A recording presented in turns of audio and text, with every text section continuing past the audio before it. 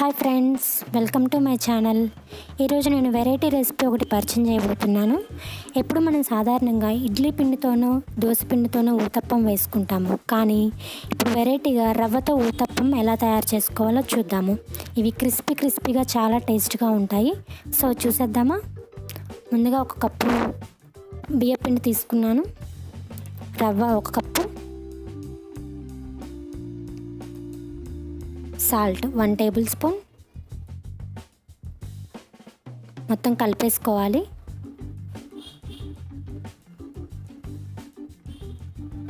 Water add చేసుకుంటూ కలిపేసుకోండి.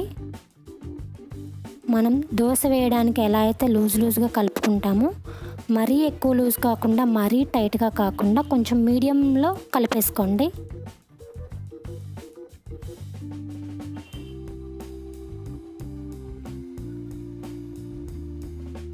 ఇలా కలిపేసుకోవాలి.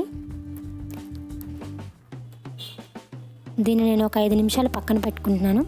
ఈలోపు నేను ఆనియన్స్, పచ్చిమిర్చి, టొమాటోలు, అల్లం ముక్క తరిగి పెట్టుకున్నాను. 5 నిమిషాల తర్వాత ఇలా టైట్గా అయిందండి. మీకు కావాలంటే ఇంకొంచెం వాటర్ అయినా యాడ్ చేసుకోవచ్చు. బేకింగ్ సోడా వేసుకున్నాను.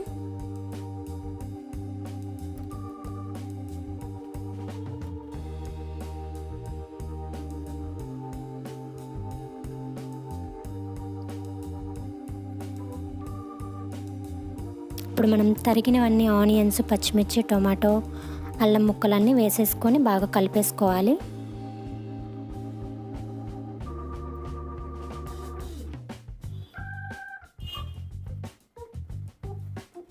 ఇప్పుడు నేను స్టవ్ మీద ప్యాన్ పెట్టుకున్నాను.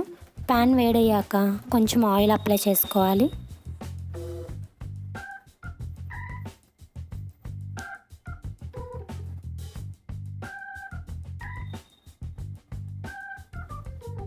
ఇప్పుడు నేను కలుపుకున్న మిశ్రమాన్ని ఇలా వేసుకుంటున్నాను అండి. బాగా మందంగా వేసుకోండి. ఒకే దగ్గర ఉండకుండా అలా స్ప్రెడ్ చేస్తూ ఉండండి. మీడియం హీట్లో ఉడకనివ్వాలి. ఇవి ఇట్లా కవర్ చేశాను నేను.